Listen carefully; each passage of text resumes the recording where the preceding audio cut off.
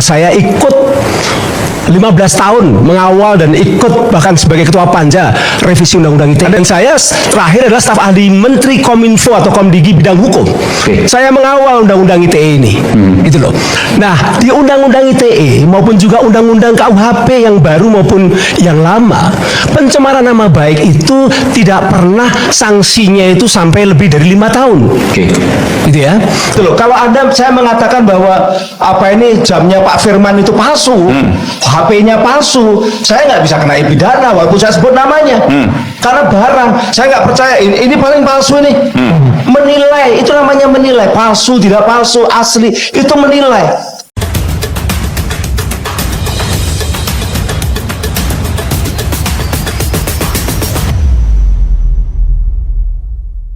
Bismillahirrahmanirrahim. Assalamualaikum warahmatullahi wabarakatuh. Alhamdulillahirabbil alamin.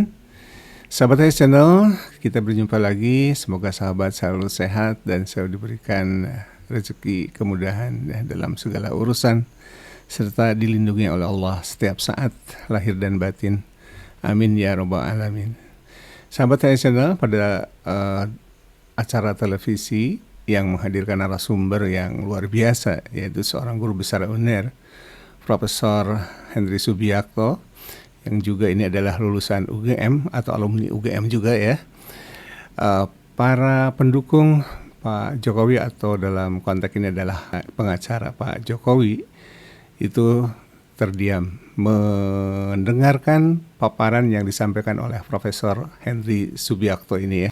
Dan pada kesempatan itu Profesor Henry Subiakto yang merupakan salah satu pembuat dari Undang-Undang ITE menjelaskan banyak hal. Salah satunya adalah bagaimana tuduhan yang dialamatkan kepada Dr. Tipa dan Roy Suryo ini terkait dengan fitnah dan pencemaran nama baik kemudian jadi digeser gitu ya menjadi sebuah pelanggaran Undang-Undang ITE yang dianggap melanggar pasal 32 yang ancaman hukumannya maksimal 10 tahun. Dan itulah yang menjadi alasan kenapa sempat ditahan Roy Suryo dan Dr. Tifa ini. Nah, kita akan ikuti sebetulnya duduk perkaranya seperti apa, dan ini masih sangat relevan untuk diperbincangkan. Ada apakah ini ya, sehingga ketika menuduh itu tidak dikatakan sebuah pidana, ya, tetapi melaporkan tuduhan fitnah dan pencemaran nama baik justru itu adalah sebuah hal yang harus dibuktikan. Apakah fitnah yang disebutkan atau pencemaran nama baik yang disebutkan itu terhadap benda yang dianggap dituduh palsu, ya begitu, apakah sudah dibuktikan asli atau tidak. Kita ikuti saja seperti apa penjelasan Profesor Henry Subiakto yang juga merupakan atau mantan dari staf ahli Komdigi ya, dan di bidang hukum dan merupakan salah satu pakar Undang-Undang ITE yang ikut mengawal selama 15 tahun Undang-Undang ITE ini ya, termasuk menjadi panja dalam revisi Undang-Undang ITE. Kita ikuti saja pencerahannya, semoga ini bermanfaat dan sahabat tetap semangat untuk membela kebenaran dan kejujuran dan berada di belakang barisan Dr. Tipa dan Roy Suryo dan kawan-kawan yang menghendaki adanya sebuah kejujuran dari seorang pejabat atau boleh dikatakan mantan pejabat sekarang ya, katanya sekarang sudah tidak jadi pejabat. Oke, kita ikuti saja pencerahannya, semoga bermanfaat ya. Selamat menyimak. Pertama, saya melihat bahwa yang selalu diungkapkan atau di framing tentang apa yang dilakukan saudara Roy Suryo dan Tifa adalah fitnah atau pencemaran nama baik.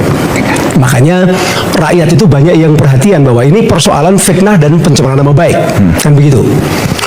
Terhadap Pak Jokowi ya? Terhadap Pak Jokowi. Oke. Ya gitu kan? Dan itu make sense. Dalam artian make sense itu begini. Memang selama ini memang ada semacam tuduhan-tuduhan tentang ijazah palsu dan sebagainya. Gitu kan?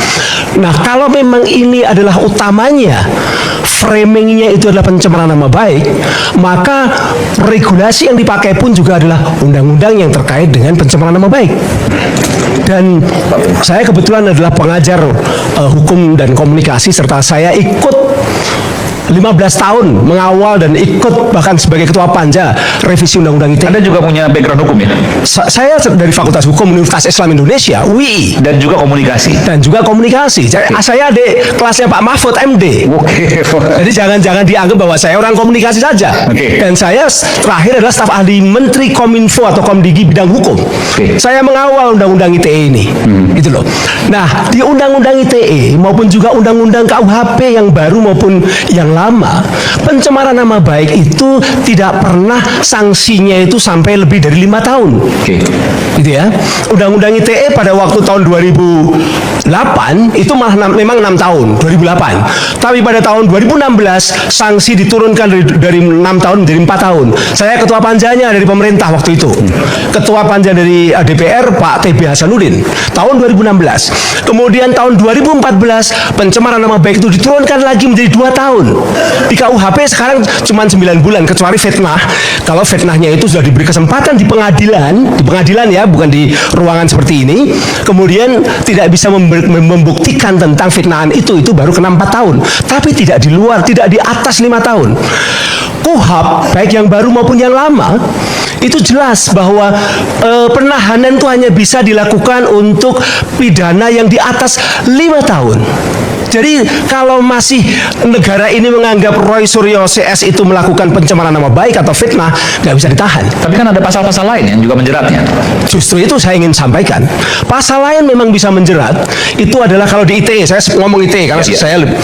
ITE itu yang bisa menjerat dia adalah dia dikenakan namanya pasal computer crime, kejahatan terhadap komputer, yaitu pasal 32, pasal 35 itu adalah kejahatan seseorang terhadap komputer.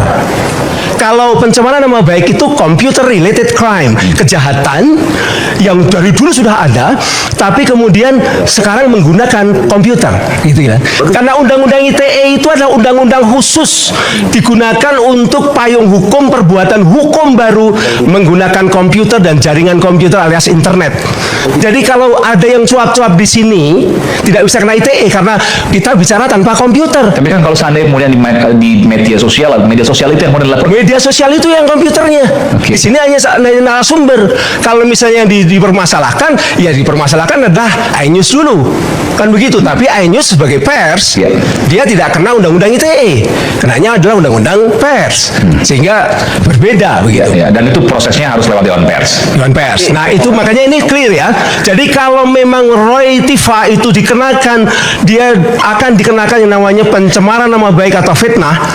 Cari seluruh regulasi di Indonesia tidak ada di atas 5 tahun. Kalau faktanya di atas 5 tahun, artinya menurut Anda? Kalau di atas 5 tahun sampai kemudian ditahan, berarti kena pasal-pasal lain. Oke. Nah, pasal lain itu tadi yang dikenakan, karena kebetulan saya juga diminta untuk jadi ahli waktu itu. Ahli di mana nih?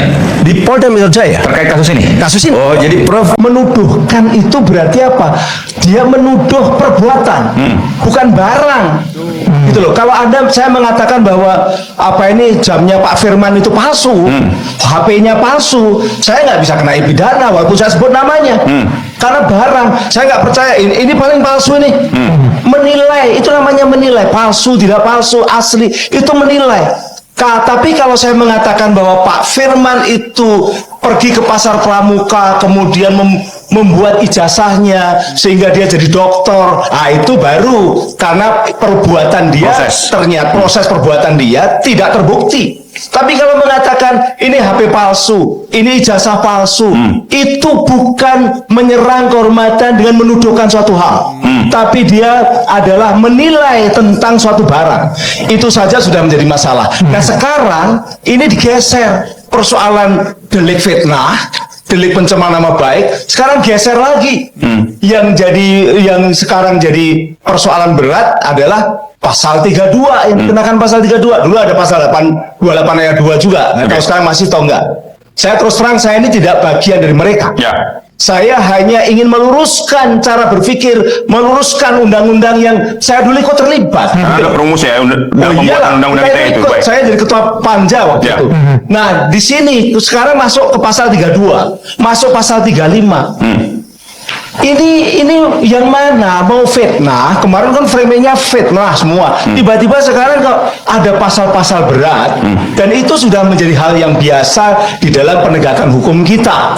Ya, para penegak hukum itu dulu kalau nggak pakai pasal 27 ayat 3 digandengkan dengan pasal 36. 36 tuh sanksinya 12 tahun, 12 miliar. Itu apa? Kalau ada kerugian dari korban, kerugiannya nggak jelas, udah pakai 26, nahan dia. Makanya oleh presiden dan oleh DPR pasal 36 dihilangkan. Sekarang 36 udah nggak dipakai, tapi pakai 35. Oke. Dan 32. Dan 32. Walaupun itu sebenarnya pemahamannya sangat beda. Itu adalah computer crime, saya pernah ngomong. Itu bukan terkait dengan persoalan yang namanya ijazah dan lain-lain. Ini adalah sebuah norma yang melindungi informasi elektronik yang tersimpan, yang merupakan properti, bukan sesuatu yang ada di media sosial. Karena yang ada di media sosial yang udah diupload orang itu easily modified, mudah dimodifikasi, easily manipulated, mudah dimanipulasi, easily duplicated, mudah diduplikasi.